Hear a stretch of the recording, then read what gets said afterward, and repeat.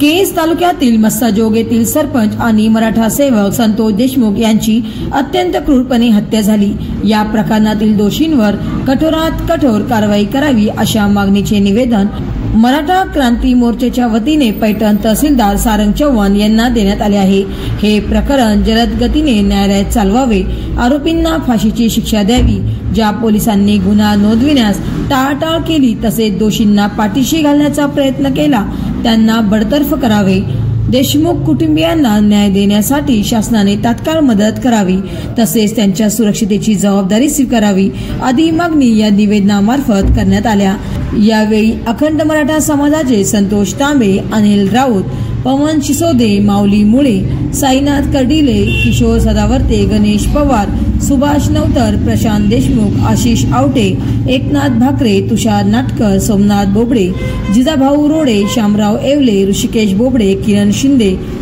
शेखर देशमुख, नीरज पापुलवार, बाबासाहेब माने, महेश पवार, नवथर गोरे, हरिपंडित नवतर, नानासाहेब शेमडे, अमोल सपकाळ, अरुण काळे, नारायण किरडे, रोहन भुमरे, संभाजी काटे, रवींद्र आमले,